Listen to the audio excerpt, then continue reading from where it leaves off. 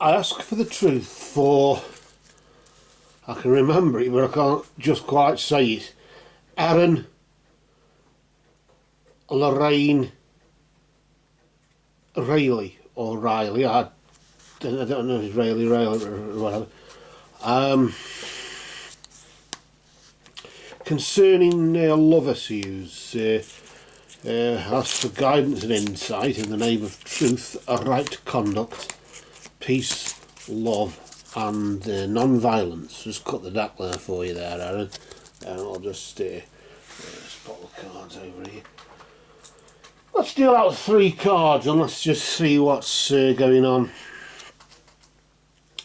Here the first card we deal is in the possession of the recent past. The next one is in the possession of the present, and then the one after that is the possession of the immediate future. I'll just pop them there.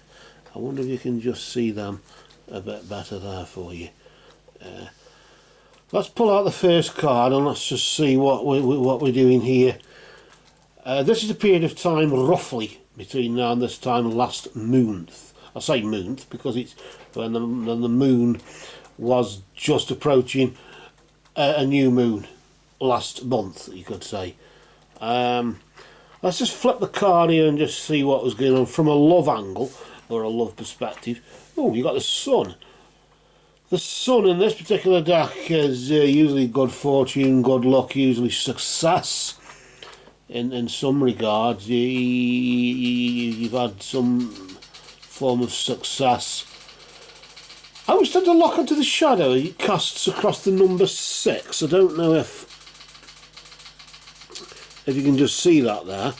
And as it is cast over the number 6, I often think of the 6 of coins, although it's the sun. I often think of the 6 of coins.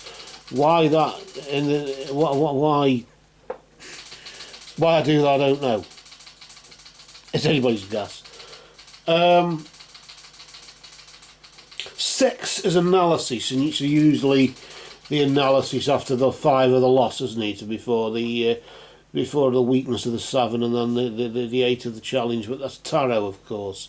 In this Lanneman deck, it seems to be referring to the ace of the ace of diamonds, which is the lord of wealth, I suppose. Well, not wealth. That's the 10 of coins, isn't it?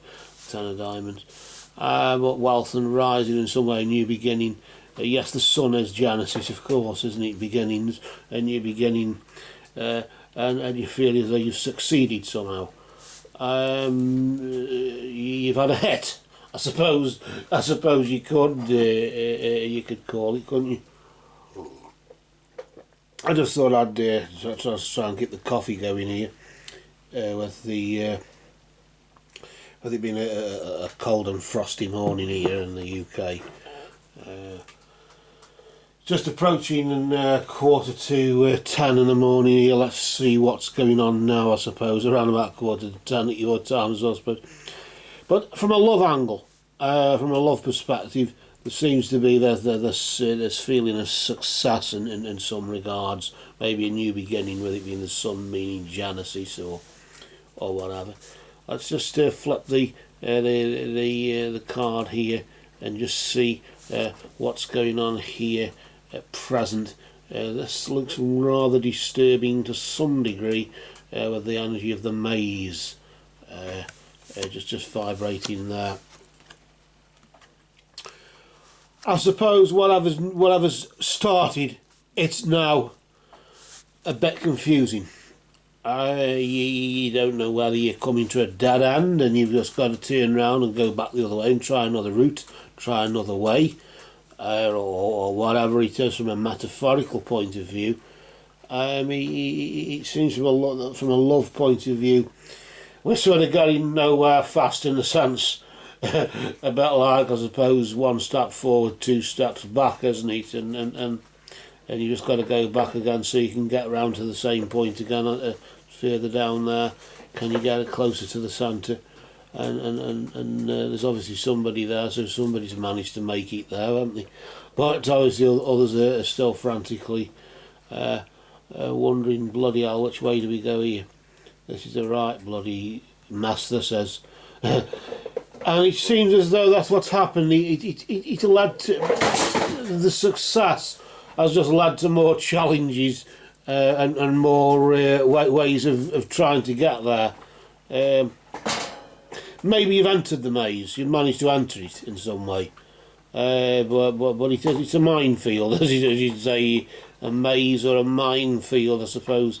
You could say all sorts of bloody things are cropping up right now. And yeah, okay, we had a success, we had a new start, but hey ho, what's around the corner potentially? If this card is negative, it can actually, I always think it could be positive, but in the sense that forewarned is forearmed. But that's about as good as it gets, I'm afraid. We've got the moon here. I suppose the moon in the tarot, which it isn't, but the moon in the tarot can be deception or lies. But in this particular deck, it's more to do with introspection. It's more to do with just searching within, and a period of introspection for the next 3 or 4 weeks or so.